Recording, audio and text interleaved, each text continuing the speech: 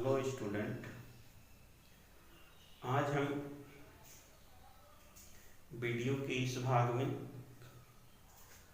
वैद्युत क्षेत्र तथा वैद्युत बल रेखाएं इनके बारे में हम चर्चा करेंगे। सबसे पहले हम वैद्युत क्षेत्र के बारे में जानते हैं। जैसा कि हमें मालूम है या हम लोग पढ़ चुके हैं कि आवेश दो प्रकार के होते हैं, धन आवेश और ऋण आवेश।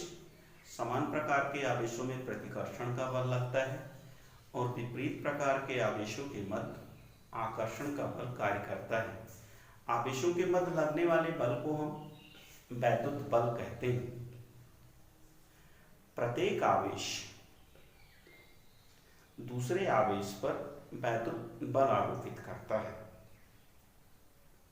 तो किसी आवेश के चारों ओर का वो क्षेत्र जिसमें स्थित कोई अन्य आवेश वैद्युत बल का अनुभव करे वैद्युत क्षेत्र कहलाता है। किसी आवेश अथवा आवेश समुदाय के चारों ओर का वो क्षेत्र जिसमें स्थित कोई अन्य आवेश वैद्युत बल का अनुभव करे। किसी आवेश अथवा आवेश समुदाय के चारों ओर का वो क्षेत्र जिसमें स्थित कोई अन्य आवेश वैद्युत बल का अनुभव करे उसे वैद्युत क्षेत्र कहते हैं। जो आवेश वैद्युत क्षेत्र उत्पन्न करता है उसे स्रोत तथा जिसके द्वारा आवेश का परीक्षण किया जाता है, टेस्ट किया जाता है, उसे परीक्षण आवेश कहते हैं। जैसे हम ये प्लस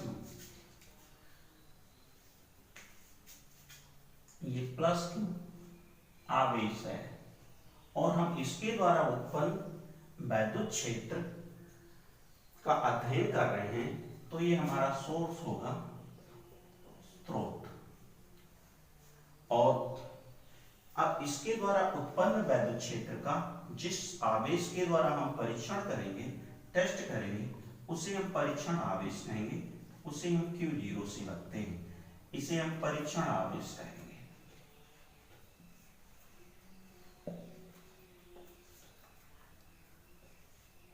इसे हम Q0 से लिखते हैं। परीक्षण आवेश ऐसा आवेश जिसका परिमाण 1 होता है।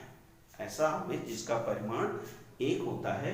ये मानते हैं कि परीक्षण आवेश अपना कोई वैद्युत क्षेत्र नहीं उत्पन्न करता है, और यदि उत्पन्न भी करता है तो हम वैद्युत क्षेत्र निकालते समय परीक्षण आवेश द्वारा उत्पन्न वैद्युत क्षेत्र को हम नगण्य मानते हैं। तो वैद्युत क्षेत्र किसी आवेश अथवा आवेश समुदाय के चारों ओर का वो क्षेत्र जिसमें स्थित कोई अन्य आवेश वैद्युत बल का अनुभव करता है, वैद्युत क्षेत्र कहलाता है। जो आवेश वैद्युत क्षेत्र उत्पन्न करता है उसे हम स्रोत कहते हैं, स्रोत। और जिस आवेश से हम वैद्युत क्षेत्र का परीक्षण करते हैं, टेस्ट करते हैं, उसे परीक्षण आवेश कहते हैं। परीक्षण आवेश ऐसा आवेश जिसका परिमाण 1 होता है, इसे हम परीक्षण आवेश कहेंगे। अब हम वैद्युत बल रेखाओं के बारे में चर्चा करेंगे। वैद्युत बल रेखाएं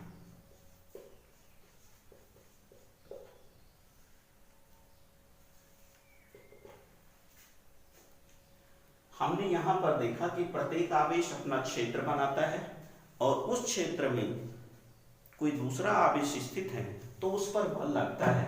यदि परीक्षण आवेश चलने के लिए स्वतंत्र हो जाए तो वैद्युत बल की दिशा में परीक्षण आवेश चलने लगता है। वैद्युत क्षेत्र में परीक्षण आवेश जिस पथ का अनुसरण करता है, वैद्युत क्षेत्र में परीक्षण आवेश जिस पथ का अनुसरण करता है, जिस पथ पर चलता है, उसे हम वैद्युत बल रेखाएं कहते हैं। जैसे सपोज कीजिए ये हमारा टेस्ट चार्ज Q है, इस पर वैद्युत बल इस दिशा में लग रहा है तो इस दिशा में चलेगा, और इस दिशा में लग रहा है बल तो इस दिशा में चलेगा। तो ये जो रास्ता है, इसी रास्ते को हम वैद्युत बल रेखा कहते हैं। इसी रास्ते को हम वैद्युत बल रेखाएं कहते हैं। तो वैद्युत क्षेत्र में परीक्षण आवेश जिस मार्ग का अनुसरण करता है उसे हम वैद्युत बल रेखाएं कहते हैं। अर्थात वैद्युत बल रेखाएं वैद्युत क्षेत्र में खींची गई वे काल्पनिक निष्कोण वक्र हैं जिन पर एक स्वतंत्र पृथक्कृत धनावेश चलता है। वैद्युत बल रेखाएं वैद्युत क्षेत्र में खींची गई वे काल्पनिक निष्कोण वक्र हैं जिन पर एक स्वतंत्र तथा पृथक्कृत धनावेश चलता है। यानी ये खींची गई रेखा, इस रेखा पर ये आवेश Q0 चलता है, तो इसी वक्र को, इसी रास्ते को हम वैद्युत बल रेखाएं कहते हैं। वैद्युत बल रेखाएं वैद्युत क्षेत्र में आवेश जिस मार्ग का, जिस रास्ते का अनुसरण करता है उसे हम वैद्युत बल रेखाएं कहते हैं। वैद्युत बल रेखाओं के गुण। वैद्युत बल रेखाओं की पहला गुण है कि ये रेखाएं त्रिज्यवत होती हैं। कोई गोला है तो उसके त्रिज्यवत लंबवत होती हैं, अर्थात धन आवेश से निकलकर अनंत पर जाती हैं। धन आवेश से निकल करके अनंत पर जाती हैं। ये धन आवेश है और धन आवेश से निकलकर कहां जाती हैं? अनंत पर जाती हैं। दूसरी प्रॉपर्टी इनकी है कि ये बात, अगर ऋण आवेश है तो ऐसा प्रतीत होगा कि अनंत से चलकर ऋण आवेश के भीतर प्रवेश करती हैं। अनंत से आती हुई रेखाएं ऋण आवेश के भीतर प्रवेश करती हैं। अगर धन आवेश है और ऋण आवेश है तो तीसरी प्रॉपर्टी है, ये धन आवेश से निकलकर ऋण आवेश पर समाप्त होती हैं। धन आवेश से निकल करके ऋण आवेश पर समाप्त होती हैं, अर्थात ये धन आवेश से तो निकलती हैं और ऋण आवेश पर समाप्त हो जाती हैं, अर्थात ये बंद वक्र नहीं बनाती, ये बंद वक्र नहीं बनाती। चौथी प्रॉपर्टी है इनकी, वैद्युत बल रेखाओं, वैद्युत बल रेखाओं की किसी बिंदु पर खींची गई स्पर्श रेखा, वैद्युत बल रेखा की किसी बिंदु पर खींची गई स्पर्श रेखा, सपोज कीजिए ये वैद्युत बल रेखा है, इसके बिंदु पर हम यहाँ स्पर्श रेखा खींचते हैं, तो वैद्युत बल रेखा के किसी बिंदु पर खींची गई स्पर्श रेखा उस बिंदु पर वैद्युत क्षेत्र की दिशा को प्रदर्शित करती है। फिर से एक बार, वैद्युत बल रेखा के किसी बिंदु पर खींची गई स्पर्श रेखा उस बिंदु पर वैद्युत बल या वैद्युत क्षेत्र की दिशा को प्रदर्शित करती है। पांचवी प्रॉपर्टी इसकी है, वैद्युत बल रेखाएं कभी भी एक दूसरे को काट नहीं सकती, क्योंकि अगर काटेंगी तो कटान बिंदु पर दो स्पर्श रेखाएं होंगी जो अलग अलग दिशाओं को प्रदर्शित करेंगी। ऐसा असंभव है, जो कि असंभव है। दो आवेशों के बीच में स्थित वो बिंदु, दो आवेशों के बीच में स्थित ऐसा बिंदु जहां पर वैद्युत क्षेत्र शून्य हो, वैद्युत बल शून्य हो, उसे हम उदासीन बिंदु कहते हैं। जैसे ये आवेश धन है, ये आवेश ऋण है, इसके बीच में कोई बिंदु है जहां पर वैद्युत क्षेत्र शून्य है, अर्थात इसके द्वारा लगाया गया वैद्युत बल और इसके द्वारा, इन दोनों आवेशों के द्वारा लगाए गए वैद्युत बल परिमाण में बराबर और विपरीत दिशाओं में है। तो ऐसा बिंदु जहां वैद्युत क्षेत्र शून्य होता है उसे हम उदासीन बिंदु कहते हैं। उदासीन बिंदु।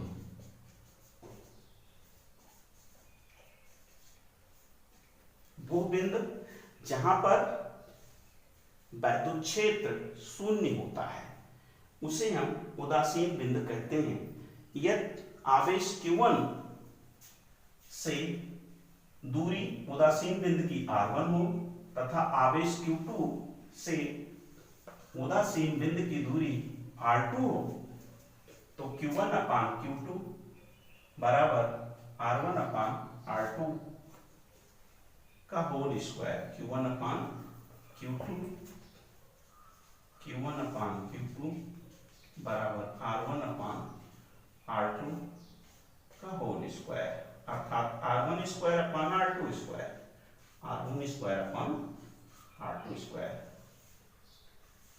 एक बार समझ लेते हैं फिर से। वैद्युत क्षेत्र किसी आवेश अथवा आवेश समुदाय के चारों ओर का वो क्षेत्र जिसमें स्थित कोई अन्य आवेश वैद्युत बल का अनुभव करता है, वैद्युत क्षेत्र कहलाता है। जो आवेश वैद्युत क्षेत्र उत्पन्न करता है उसे हम स्रोत कहते हैं और जिससे हम आवेश का परीक्षण करते हैं उसे परीक्षण आवेश कहते हैं। परीक्षण आवेश का परिमाण 1 होता है। वैद्युत बल रेखाएं, वैद्युत बल रेखाएं वैद्युत क्षेत्र में आवेश जिस मार्ग का अनुसरण करता है, वैद्युत क्षेत्र में आवेश जिस मार्ग का अनुसरण करता है उसे हम वैद्युत बल रेखा कहते हैं। पहली प्रॉपर्टी है वैद्युत बल रेखाओं की, ये रेखाएं धन आवेश से निकल के अनंत तक जाती हैं, धन आवेश से निकल करके अनंत तक जाती हैं, चित्र ए। और यदि ऋण आवेश है तो अनंत से आकर के ऋण आवेश पर प्रवेश करते हुए प्रतीत होती हैं। अगर धन आवेश और ऋण आवेश दोनों हैं तो धन आवेश से निकलकर ऋण आवेश पर समाप्त होती हैं। वैद्युत बल रेखा के किसी बिंदु पर खींची गई स्पर्श रेखा उस बिंदु पर वैद्युत क्षेत्र या वैद्युत बल की दिशा को प्रदर्शित करती है। दो वैद्युत बल रेखाएं कभी भी एक दूसरे को काट नहीं सकते। उदासीन बिंदु, दो आवेशों के बीच स्थित वो बिंदु जहां पर लगने वाला वैद्युत बल शून्य होता है, अर्थात दोनों आवेशों के कारण लगने वाला वैद्युत बल परिमाण में बराबर तथा विपरीत दिशाओं में होता है। तीव्रता, वैद्युत क्षेत्र की तीव्रता, इंटेंसिटी ऑफ इलेक्ट्रिक फील्ड। वैद्युत क्षेत्र में रखे परीक्षण आवेश पर लगने वाले बल तथा परीक्षण आवेश के अनुपात पर को वैद्युत क्षेत्र की तीव्रता कहते हैं। अर्थात एकांक परिमाण का परीक्षण आवेश वैद्युत क्षेत्र में जिस बल का अनुभव करता है उसे हम वैद्युत क्षेत्र की तीव्रता कहते हैं। अर्थात एकांक परिमाण के परीक्षण आवेश पर लगने वाले वैद्युत बल को वैद्युत क्षेत्र की तीव्रता कहते हैं। सपोज करते हैं ये आवेश हमारा है +q और ये परीक्षण आवेश है q0, तो इसके कारण इस पर लगने वाला बल F हो। तो परीक्षण आवेश पर लगने वाला बल तथा परीक्षण आवेश के अनुपात को वैद्युत क्षेत्र की तीव्रता कहते हैं। परीक्षण आवेश पर लगने वाला बल तथा परीक्षण आवेश के अनुपात को वैद्युत क्षेत्र की तीव्रता कहते हैं। इसे कैपिटल ई से लिखते हैं।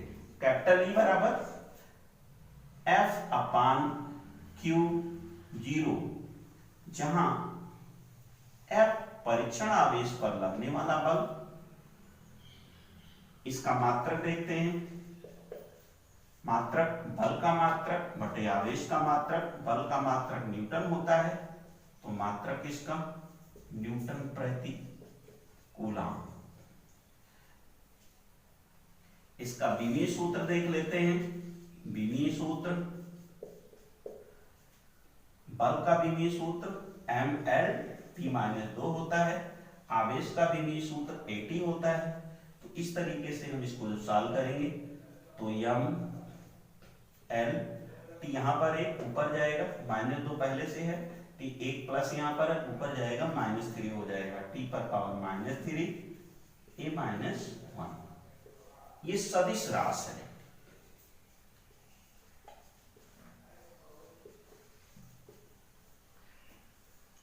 सदिश राशि है, इसकी दिशा बल की दिशा में होती है, इसकी दिशा बल की दिशा में होती है,